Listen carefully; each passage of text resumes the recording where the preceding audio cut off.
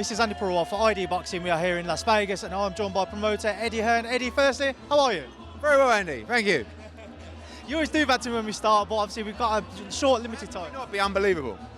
I mean, we're here in the lobby of the MGM Grand. Andy, I used to watch this shit when I was like 10, 11, 12, 13.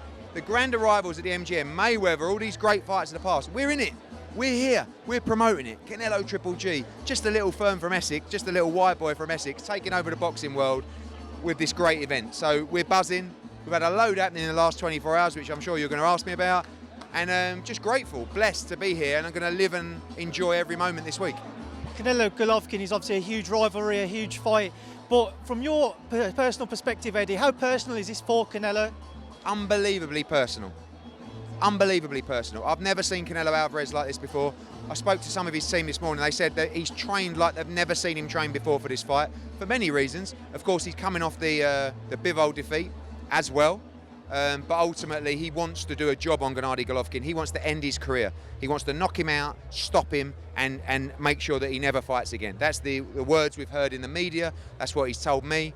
And he's not going to take a step backwards. You're going to see the best fight of the three on Saturday night. This weight is going to help Gennady Golovkin so much. You know, he's going to be able to absorb more punishment. He's got a great chin. Canelo's going to be walking onto shots. It's going to be full of drama, full of danger. And I don't believe this fight will go 12 rounds. There were some people who questioned kind of what was left in Gennady Golovkin after the opening rounds of a Murata fight, despite obviously what we saw after that.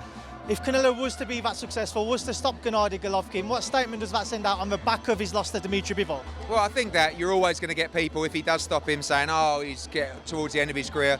Don't forget that Murata fight, he was out for over 600 days. He went in, I think he's tight at 160, you know, especially travelling to Japan. Also, Murata's a big 160, he's a strong man. And he took a bit of punishment in the opening rounds, went through the gears and stopped someone who was extremely tough. That was a good performance. He unified the division, and I think he's now active, he's got his confidence back, and there's a look in his eye that says, this is it for me. I'm rolling the dice with everything I've got on Saturday night.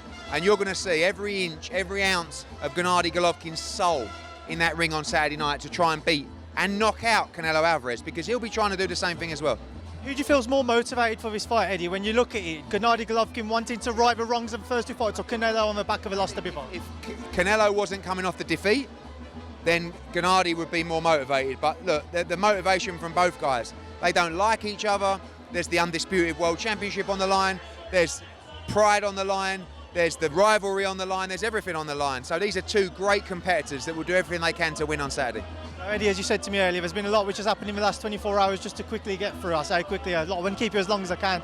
But Eubank Jr, Benn, your understanding of what happened in the last 24 hours and Eubank Senior's comment? You know, Senior's obviously got his own opinions.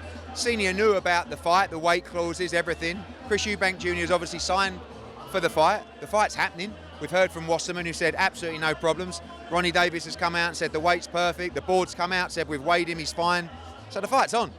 You know, whether it's mind games, whether it's Senior's had a change of opinion, I don't know. But, you know, he can't pull out the fight because it would be an embarrassment for him, really. And he talks about retiring if he loses. He'll have to retire if he pulls out the fight for the embarrassment. 157, make no mistake, the real disadvantage in this fight is for Conor Benn. Coming up 10 pounds, coming up 2 divisions to fight a middleweight. And look, Eubank's going to have to come down a couple of pounds, it will be tough. But the real disadvantage is Conor Benn. So the fight's on. And it's massive, you know, you've seen the numbers from the head-to-head and everything. This is one of the biggest fights we've ever done, and we can't wait. What do you feel Senior is trying to gain from suggesting he's pulled his son out? No idea. No idea. I mean, he knew the terms. They all agreed the terms. Eubank's not disputing the terms, Junior. He knows what he's got to do, and he's a professional, and I believe he'll make that weight. I'm curious to know your thoughts on seeing Junior obviously rocking up to events, eating KFC, support another video. Mind games. He knows he's got to be extremely... you know, discipline in his preparation. So he's not going to go out and eat desserts and all this. All the stuff you see, it's mind games, and there's going to be a lot more mind games in the build-up to this fight. Joshua and Tyson Fury, Eddie. Now, we saw a 258 statement earlier saying they've accepted all the terms, waiting on a contract to be sent across. Just your understanding of where things currently stand. We actually accepted the terms on Friday. I wrote to George Warren and said, you know, we accept all the terms on offers.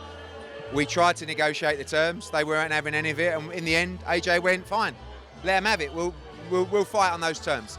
So we went back, obviously, with the Queen's pass and everything's been slowed down a little bit. I spoke to George Warren. today. He promises me we'll have the contract in the next couple of days, and then we'll move on. Still some discussions with the broadcasters, which seems very positive at the moment.